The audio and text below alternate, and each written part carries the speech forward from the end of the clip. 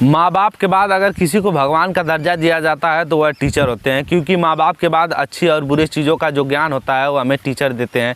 ज़िंदगी में क्या हमें अच्छी चीज़ों को लेना चाहिए, क्या बुरी चीज़ों को त्यागना चाहिए, वह सारी बातें हमें टीचर भी बताते हैं। दोस्तों, एक स्कूल से एक टूर गया हुआ होता है। उस टूर में कई सारे लड़के जो होते हैं घूमने के लिए गए होते हैं, और जिस स्कूल से वह टूर गया होता है उस स्कूल से 2 महिला अध्यापक भी जाती हैं। और जहाँ वह टूर गया होता है वहाँ पे एक ज्योतिषी जी बैठे हुए होते हैं, जिससे एक महिला अध्यापक जो होती है दूसरे महिला अध्यापक के हाथों को पकड़ के लाती है और कहती है कि आप अपने हाथों को दिखाइए। लेकिन जो दूसरी महिला अध्यापक होती है वह अपने हाथों को दिखाने से कतराती है, वह अपने हाथों को दिखाना नहीं चाहती है।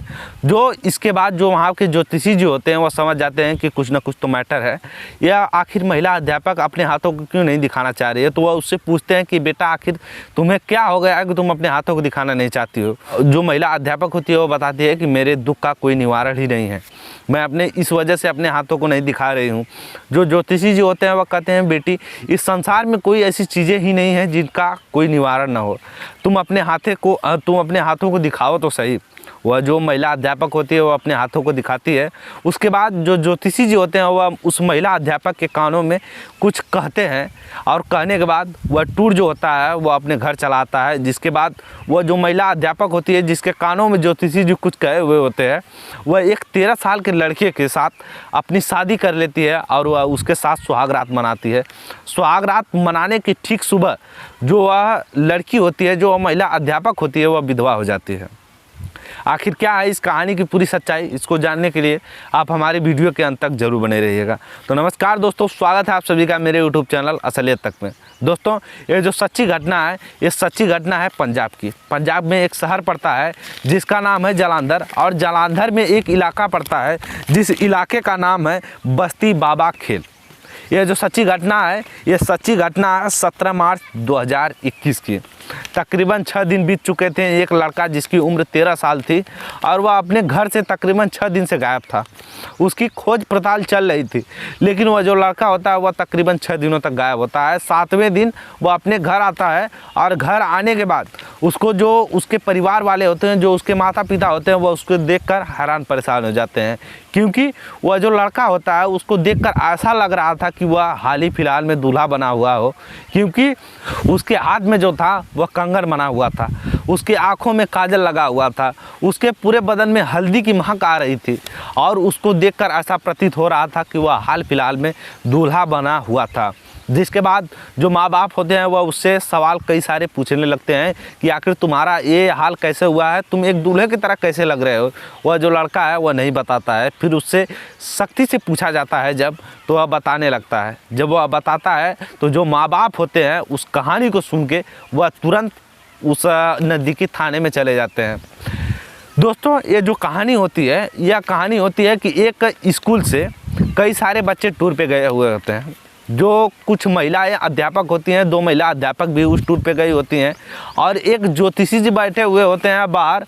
उसके पास एक महिला अध्यापक जाती है, अपने हाथों को दिखाती है, दूसरे महिला अध्यापक को हाथों को पकड़ के लेके आती है, उसके भी हाथों को दिखाने की कोशिश करती है। लेकिन जो दूसरी महिला अध्यापक होती है वो अपने हाथों को दिखाना नहीं चाहती थी। फिर जो वहाँ के ज्योतिषी जी होते हैं वह उस महिला अध्यापक को सहानुभूति देते हैं। फिर वह अपने हाथों को दिखाती है, और हाथों को दिखाने के बाद वह कहती है कि बाबा, मेरा जो है मेरे कुंडली में मांगलिक दोष है, जिसकी वजह से मेरे माता पिता काफ़ी सारे लड़कों को खो चुके हैं।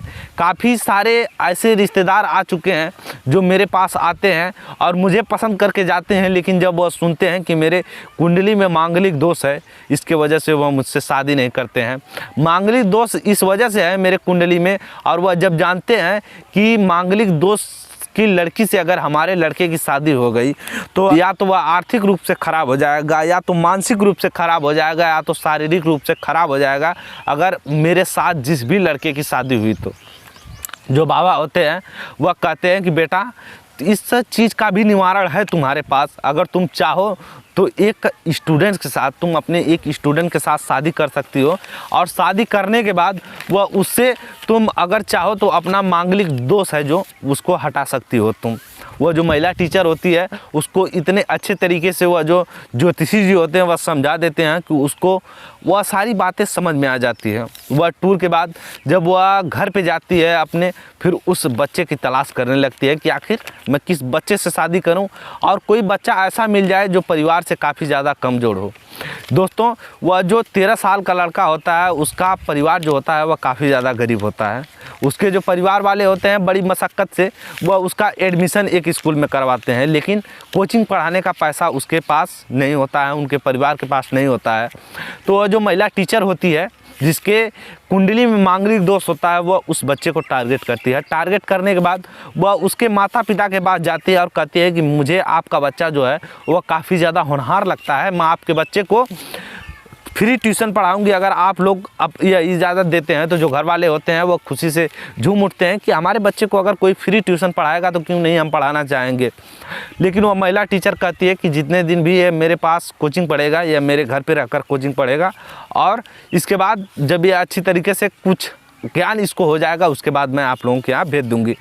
वह जो उसके परिवार वाले होते हैं वह राज़ी हो जाते हैं। वह महिला टीचर उस स्टूडेंट को, उस 13 साल के बच्चे को उठा कर लेके जाती है। लेके जाने के बाद वो अपने घर में काफ़ी धूमधाम से वह शादी करने की पूरी तैयारी करती है। जिस तरह से उस पूरी शादी होती है, एक लड़के को हल्दी लगती है, एक लड़की को हल्दी लगती है, प्रोग्राम होता है, जो भी सारी चीज़ें होती हैं उन सभी चीज़ों को धीरे धीरे वह करती रहती है। सारी चीज़ों को प्रोग्राम होता है, हल्दी होती है, मटमंगरा होता है, उसके बाद जो हर चीज़ें होती हैं जो एक शादी विवाह में होती हैं वह काफ़ी धूमधाम से होने लगती हैं। पकवान भी कुछ बनते हैं, काफ़ी कम लोगों का वहाँ एस्टीमेट बनता है क्योंकि ज़्यादा लोगों को वहाँ बुलाया नहीं जाता है। काफ़ी अच्छे तरीके से धूमधाम शादी होती है। 7 फेरे लिए जाते हैं। फेरे लेने के बाद उस लड़के के साथ सुहाग रात रखी जाती है। सुहाग रात में वह जाता है और ये महिला टीचर के साथ वो अपने पूरी रात बिताता है। रात बिताने के बाद वह जो महिला टीचर होती है वह सुबह में वह जो लाल लिवाज पहनी होती है, लाल साड़ी का जोड़ा पहनी होती है, वह तुरंत उस लिवाज को उतार देती है, उस शादी के जोड़ों को उतार देती है सुबह होते ही, सुहाग रात के बाद। और वह एक सफ़ेद साड़ी को पहन लेती है और पहनने के बाद रोने धोने लगती है। और जो परिवार वाले होते हैं, जो नज़दीक के होते हैं लोग, वह सभी लोग आते हैं, सफ़ेद सफ़ेद कपड़ा पहन के आते हैं और वह शोक समारोह में जुट जाते हैं, वह शोक मनाने लगते हैं। और वह जो लड़का होता है वह उसको कुछ समझ में ही नहीं आ रहा था, वह हैरान परेशान हो गया था इन सभी चीज़ों को। वह देखकर इन सभी चीज़ों को रोने लगता है। फिर उसके बाद वह जो लड़का होता है वह अपने घर चला जाता है और घर जाकर अपने माँ बाप से रोते रोते ये सारी कहानियाँ बताता है। दोस्तों, फिर जो ये मामला होता है वह उस नज़दीकी थाने में पहुंच चुका होता है और इस मामले को जब सुनते हैं तो सुनने के बाद पुलिस वाले भी हैरान हो जाते हैं। फिर इस मामले को आखिर इस मामले को संज्ञान कैसे लिया जाए, इस मामले पर क्या किया जाए क्या नहीं किया जाए, पुलिस वालों को कुछ समझ में नहीं आ रहा था। फिर यह जो मामला होता है वहाँ के एक डीएसपी होते हैं जिनका नाम होता है गुरमीत सिंह। यह जो मामला होता है वह जब डीएसपी साहब के यहाँ पहुँचता है तो डीएसपी साहब भी इस मामले को सुन के हैरान हो जाते हैं। फिर उस लड़के को और उस बाबा को बुलाया जाता है। बाबा को बुलाने के बाद आखिर उस बाबा से पूछा जाता है कि बाबा, आखिर आपने ऐसा उस महिला अध्यापक को क्यों बताया कि आप एक लड़के का ज़िंदगी बर्बाद कर दो या उस लड़के के साथ शादी रचा लो। तो जो बाबा होते हैं वह कहते हैं कि हमारे पास इस चीज़ का कोई उपाय ही नहीं था, क्योंकि वह मांगलिक जो उसका दोस्त था वह किसी पुरुष के साथ शादी करने के बाद ही जाता। फिर वह जो डीएसपी साहब होते हैं उस लड़के को बुलाते हैं। उस लड़के को बुलाने के बाद उससे पूछते हैं कि क्या सुहाग रात के टाइम तुम्हारे साथ क्या क्या हुआ था, क्या क्या नहीं हुआ था। वह लड़का नहीं बताता है। फिर उससे सख्ती फिर लगाई जाती है। फिर वह लड़का बता देता है, कहता है कि सुहाग रात के टाइम जो मेरी अध्यापक होती हैं वह मेरे साथ संबंध तो नहीं बनाती हैं, लेकिन जो संबंध एक पति और एक पत्नी की तरह होता है, जो निर्वस्त्र होकर पूरे कपड़े को उतार कर सोया जाता है, वह मेरे साथ कपड़े उतार कर सोई थी, लेकिन हाँ मेरे साथ वह संबंध नहीं बनाती है। फिर जो डीएसपी साहब होते हैं वो सोचते हैं कि आखिर इस लड़के के साथ शारीरिक शोषण नहीं किया गया है, जिसके वजह से आखिर क्या किया जाए। तो फिर कुछ लोगों को बुलाया जाता है, बड़े लोगों को, बड़े गांव के बड़े बुजुर्ग को बुलाया जाता है और बुलाने के बाद इस मामले को रफा दफा कर दिया जाता है और उस महिला अध्यापक पर मुकदमा नहीं लिखा जाता है। दोस्तों, यह मामला इस वजह से रफा दफा कर दिया जाता है कि अगर किसी लड़की के सच में कुंडली में मांगलिक दोष हो तो जो उसके माता पिता होते हैं वह काफ़ी ज़्यादा हैरान हो जाते हैं। जिस लड़की के माता पिता, जिस लड़की को कुंडली में कोई दोष नहीं होता है, उसको लड़का खोजने के लिए काफ़ी ज़्यादा मशक्क़त लगती है। आखिरकार एक लड़की को अगर मांगलिक दोष है तो उसको लड़का खोज लिया जाएगा, कैसे कितने माँ बाप उसके परेशान हो सकते हैं। इसी वजह को मुद्दा रखते हुए उस मामले को रफा दफा कर दिया जाता है। बाकी दोस्तों, यह पुलिस कहती है कि उस लड़की के माता पिता ने, उस लड़की ने जो भी किया है वह सिर्फ शादी करने के लिए किया है और कुछ करने के लिए नहीं किया है, क्योंकि वह जो महिला अध्यापक होती है उसकी उम्र धीरे धीरे निकलती जा रही थी। दोस्तों, इस घटना को सुनाने का हमारा उद्देश्य किसी को परेशान करना है, किसी की प्राइवेसी को लीक करना नहीं है। इस घटना को सुनाने का हमारा उद्देश्य सिर्फ आप लोगों को सच्चाई से उजागर करना है। बाकी ये वीडियो आप लोगों को थोड़ा पसंद आया हो तो लाइक, कमेंट, शेयर और चैनल सब्सक्राइब करना बिल्कुल मत भूलिएगा। हम मिलते हैं इसी तरह के किसी नेक्स्ट वीडियो में, तब तक के लिए tata, take care, bye bye.